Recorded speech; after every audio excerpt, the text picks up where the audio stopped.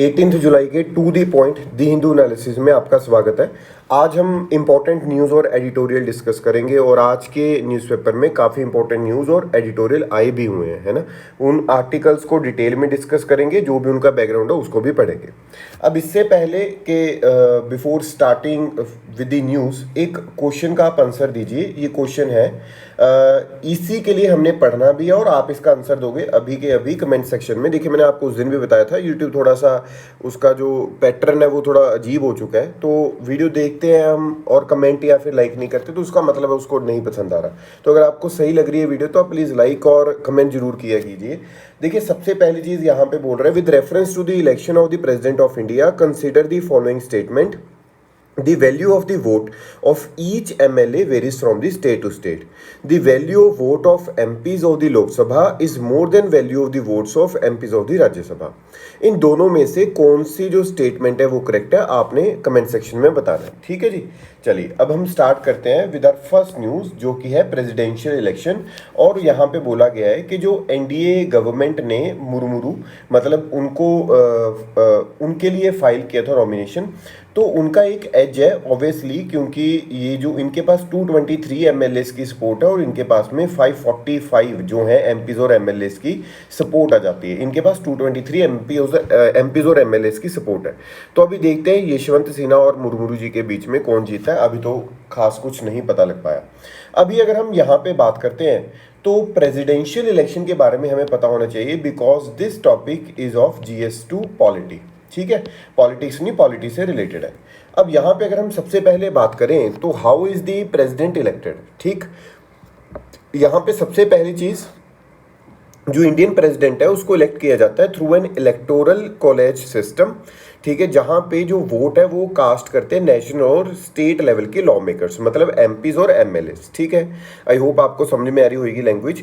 तो जो इलेक्शन है वो कंडक्ट कौन करेगा? Election commission of India. फिर उसके बाद में जो इलेक्टोरल कॉलेज है वो एक तो बना होएगा elected member of upper and lower houses of parliament और इलेक्टेड मेंबर्स ऑफ अपना ये legislative assemblies of state and union territories. इसके लिए अगर हम कॉन्स्टिट्यूशनल प्रोविजन देखें रिलेटेड कौन कौन सी हैं, आर्टिकल 54 है एक, तो इलेक्शन ऑफ प्रेसिडेंट की बात करता है।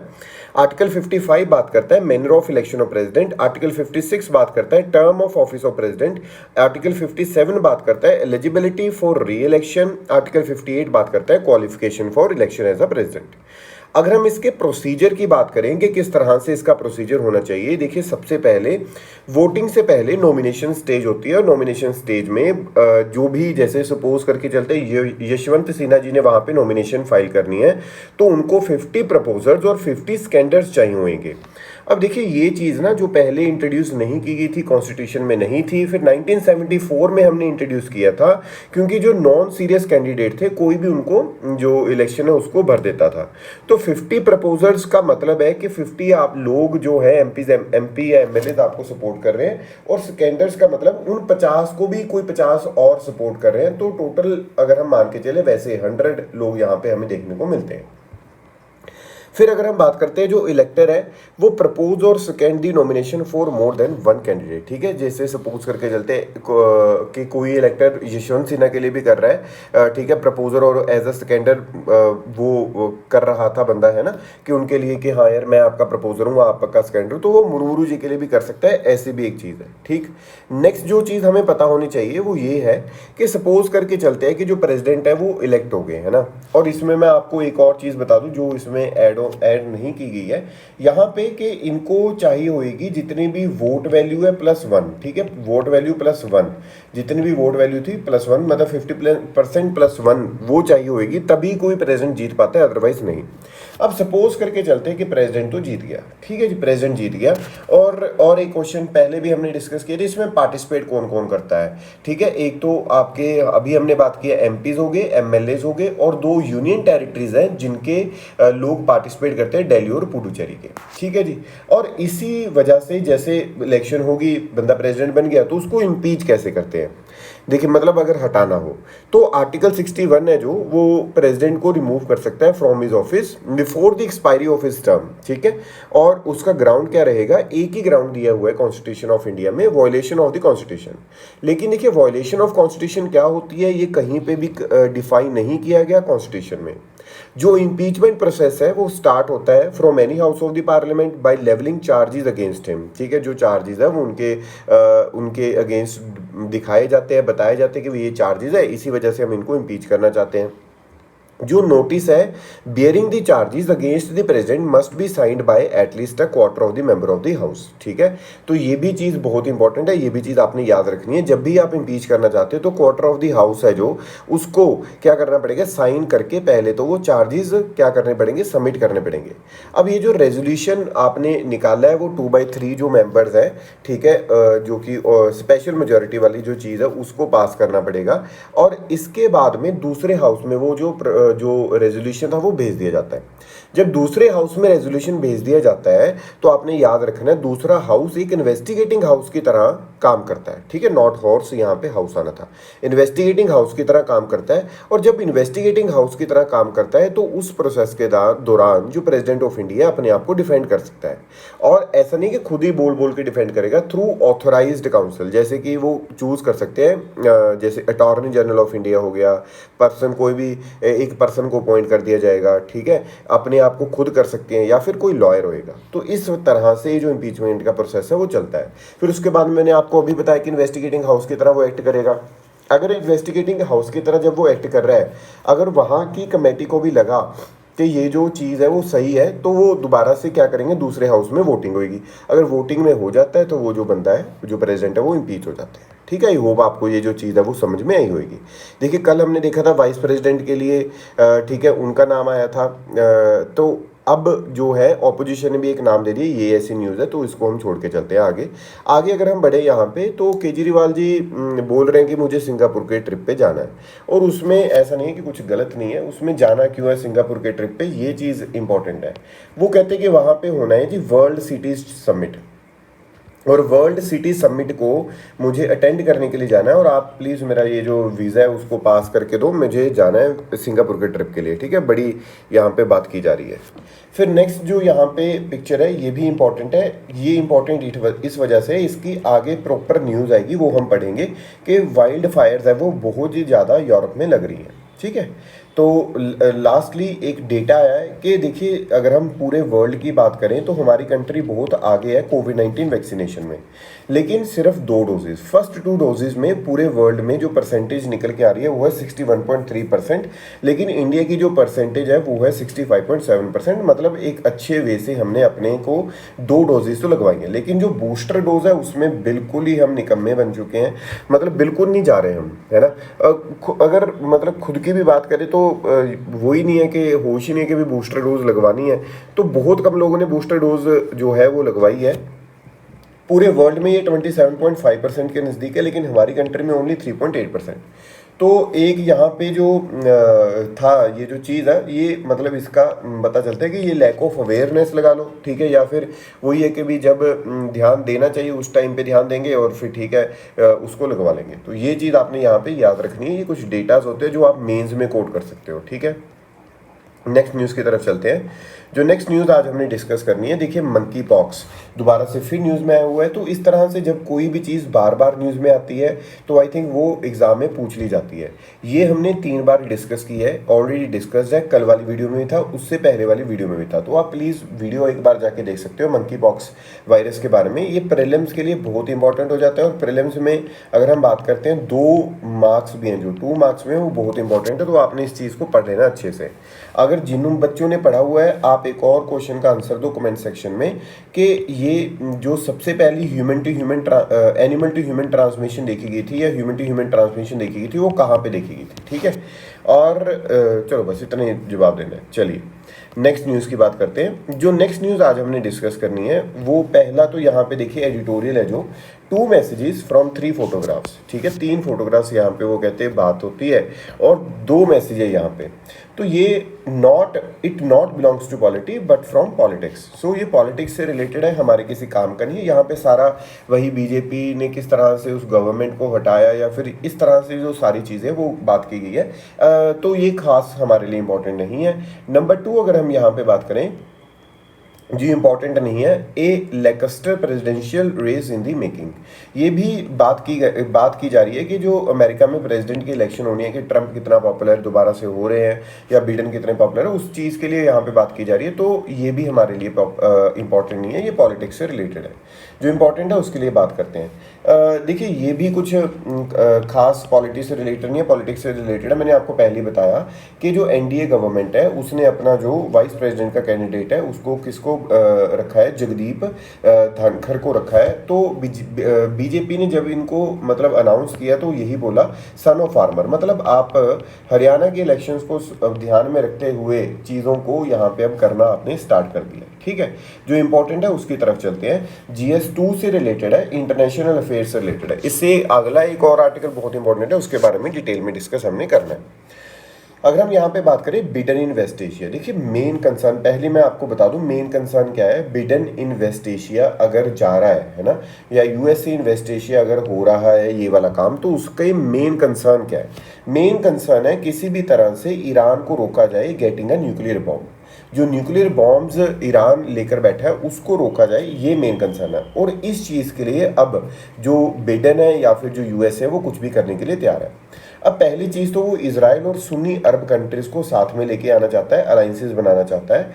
और यहाँ पे अगर हम बात करते हैं कि सऊदी अरेबिया में बिडेन ने रिसेंटली मिले मोहम्मद बिन सलमान के साथ में, ये क्राउन प्रिंस जो है वो मतलब इसको अकॉर्डिंग टू द CIA ये बोला गया था कि जो जर्नलिस्ट था जमाल खाशोगी, उनकी जो मतलब किलिंग करवाई थी इसी बंदे ने करवाई थी। तो फिर भी इसको मिलना और उससे बात करना, तो ये एक हमें पता चलता है कि किस तरह से मेन कंसर्न की तरफ हम जा रहे हैं। क्योंकि जब हमारा मेन कंसर्न ही वो है तो रास्ते में जो भी चीज़ें आती है वो उसको एक्सेप्ट करते हुए ही चलते हैं। ठीक है जी। तो यूएसए वो कहता कि मैं यहाँ पे वेस्ट एशिया को वॉक अवे नहीं कर सकता, क्योंकि जो भी वैक्यूम बनेगा उसको फिल करने के लिए रशिया और ईरान, और मतलब चाइना, रशिया और ईरान है जो, वो यहाँ पे बैठे होंगे। ठीक है। और यहाँ पे उन्होंने बोला कि जो इसराइल पहले वाले जो प्रेसिडेंट थे वो इसराइल पैलेस्टाइन के इशू में ही उलझे रहते थे, लेकिन अभी हम सिर्फ बात करेंगे कि किस तरह से हमने ईरान के न्यूक्लियर टॉक्स को आगे देखना है, या फिर रीजनल बैलेंस की बात करनी है, या फिर एनर्जी सिक्योरिटी की यहाँ पे बात करनी है। तो इसमें दो चीज़ों के बारे में वो बात कर रहे हैं जो यूएसए वाले लोग हैं। एक तो पहली चीज़ इसराइल और सुन्नी अरब के बीच में एक अच्छे तरीके से उनको चीज़ों को बनाना, अब्राहम अकॉर्ड्स हैं जो उसको आगे लेके जाना है ना, ट्रंप ने ये स्टार्ट किया था लेकिन बिडेन इसको आगे लेके जा रहे हैं। सेकंड वो कंसर्न है कि जो पुतिन है उसको पनिश करना, और पनिश कैसे किया जाएगा जब उसकी जो एनर्जी वो बेच रहा है, मतलब ऑयल वगैरह क्रूड वगैरह बेच रहा है सस्ते में, उसको मतलब क्या कर रहा है, इंटरनेशनल मार्केट में नीचे लेके आना। और नीचे लेके आने के लिए वो सऊदी की हेल्प ले रहा है, जिसमें उन्होंने बोला कि आप ना मार्केट में ज़्यादा से ज़्यादा ऑयल है जो इंटरनेशनल मार्केट में पंप करो, ताकि जो उसका प्राइस है वो नीचे आए और वो अपने आप से टॉपर होना स्टार्ट हो जाए। मोर ओवर यहाँ पे mister Biden problems lie in ending the war in Ukraine and reviving the Iran मतलब न्यूक्लियर डील। ठीक है, forcing the Islamic republic and its rival into cold peace. यहाँ पे ये जो था इम्पोर्टेंट था। नेक्स्ट है जो वो बहुत ही ज़्यादा इंपॉर्टेंट है, इसके बारे में बात करते हैं। इसकी हेडिंग है प्रिजर्विंग डेमोक्रेसी इन इंडिया, और ये भी प्रॉपर रिलेटेड है GS2 के साथ में, और GS2 में पॉलिटी से ये क्या है, रिलेटेड है। और इसमें अगर हम बात करते हैं, ठीक है, प्रिजर्विंग डेमोक्रेसी इन इंडिया में पहली चीज़ यहाँ पे बोलेगी कि 2014 में एक रैली हुई थी जहाँ पे विजय संकल्प रैली थी। विजय संकल्प रैली में गोवा में ये थी, और नरेंद्र मोदी ने बोला था कि हमें आप वोट करो किस तरह से, कांग्रेस मुक्त भारत के लिए। लेकिन रिसेंट केसेस में जहाँ पे हमने देखा, MP में हमने सरकार को गिरा दिया, कर्नाटका में गिराया, महाराष्ट्र में गिराया, मोर ओवर और भी स्टेट्स में पहले गिराया है। तो वहाँ पे देखा जा रहा है कि आप कांग्रेस मुक्त भारत नहीं, आप ओपोजिशन मुक्त भारत चाहते हो, नॉट कांग्रेस मुक्त भारत। पार्लियामेंट्री डेमोक्रेसी की अगर हम यहाँ पे बात करते हैं, जब हम पार्लियामेंट्री सिस्टम को अडॉप्ट कर रहे थे, नॉट द प्रेसिडेंशियल सिस्टम, तो डॉक्टर BR अम्बेडकर ने बोला था हम इस वजह से कर रहे हैं पार्लियामेंट्री वाला, क्योंकि इसको दो कंडीशंस है जो वैसे तो जो एग्जीक्यूटिव है उसको दो कंडीशंस पूरी करनी चाहिए, तभी पार्लियामेंट्री जो सिस्टम है उसकी जो बेनिफिट्स हैं उसके हमें मिलते हुए दिखाई देंगे। पहली चीज़, एक स्टेबल एग्जीक्यूटिव होना चाहिए और जो एग्जीक्यूटिव है वो बहुत ज़्यादा रिस्पॉन्सिबल होना चाहिए। अगर हम यहाँ पे इंग्लैंड में बात करें तो इंग्लैंड में जो पार्लियामेंट्री सिस्टम है वो प्रिवेल कर रहा है। किस तरह से डेली असेसमेंट होती है मेंबर्स ऑफ पार्लियामेंट, जैसे क्वेश्चंस करते हैं, रेजोल्यूशंस आ गया, no confidence motion, adjournment motion, debates on addresses, ये सारी चीज़ें हमें यहाँ पे देखने को मिलती हैं। अगर हम ड्राफ्ट कॉन्स्टिट्यूशन की बात करें तो वो पार्लियामेंट्री सिस्टम को, क्योंकि रिस्पॉन्सिबिलिटी और टू मोर स्टेबिलिटी है ना, ये दोनों चीज़ें थी। लेकिन जो डेमोक्रेसी है हमारी, मतलब ये जो चीज़ें हैं लेकिन वो हमें अभी दिखाई नहीं दे रही। और जो डेमोक्रेसी वो हमारा बेसिक फीचर है कॉन्स्टिट्यूशन का। तो पार्लियामेंट्री डेमोक्रेसी का मतलब वन पार्टी गवर्नमेंट नहीं होना चाहिए, ओपोजिशन को उतना ही स्ट्रांग होना चाहिए। अगर ओपोजिशन स्ट्रांग होएगी, आपसे क्वेश्चनिंग करेगी, तो जो सरकार की पॉलिसीज है लोगों के लिए वो बढ़िया होती रहेंगी।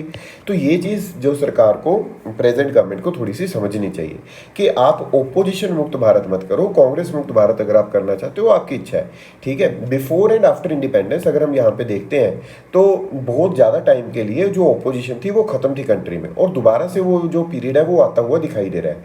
जो रिसेंटली होम मिनिस्टर ने ये भी बोला आगे आने वाले 30-40 साल बीजेपी के हैं, ठीक है।